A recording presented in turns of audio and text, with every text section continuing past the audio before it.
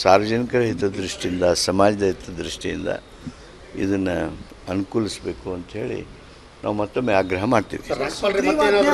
ದೇಶ ರಾಜಕಾರಣ ಮಾಡ್ತಿದ್ದಾರೆ ಅನ್ನುವಂಥದ್ದು ಏನಾದರೂ ಇಲ್ಲ, ನಾನು ಆ ರೀತಿ ಟಿಪ್ಪಣಿಯನ್ನು ಮಾಡೋದಿಲ್ಲ. ಆದರೆ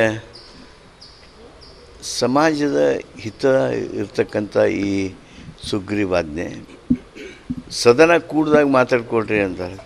ದಿವಸ ನಾವು 2-3 ಆತ್ಮಹತ್ಯೆಯನ್ನು ನೋಡ್ಕೊತ ಕೂಡ್ರಕ್ಕಾಗತ್ತಾ? ಆ ಕಾರಣದಿಂದ ನಾವು ಸುಗ್ರೀವಾಜ್ಞೆ ಮಾಡೋದಕ್ಕೆ ಭಾಳಷ್ಟು ಚಿಂತನೆ ಮಾಡಿ ನಾವು ಇದನ್ನು ಈ ಹೆಜ್ಜೆಯನ್ನು ಇಟ್ಟಿದ್ದೇವೆ. ಸರ್ಕಾರ ವರ್ಸಸ್ ರಾಜ್ಯಪಾಲರು ಅನ್ನುವಂಥದ್ದು ಕಂಡುಬರ್ತಾ ಇದೆ ಸರ್. ಅಂದರೆ ಸಹಜವಾಗಿ ನಮ್ಮ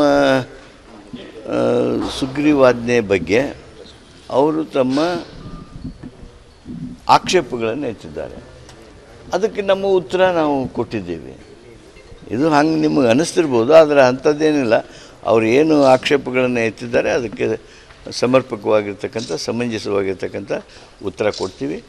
ಸಂವಿಧಾನಾತ್ಮಕವಾಗಿ ನಮಗೆ ಏನು ಮಾಡೋದಕ್ಕೆ ಸಂವಿಧಾನದ ಹಕ್ಕು ಕೊಟ್ಟಿದೆ, ಆ ಹಕ್ಕಿನ ವ್ಯಾಪ್ತಿಯೊಳಗಿನ ಈ ಒಂದು ಸುಗ್ರೀವಾಜ್ಞೆಯನ್ನು ಮಾಡ್ತೀವಿ.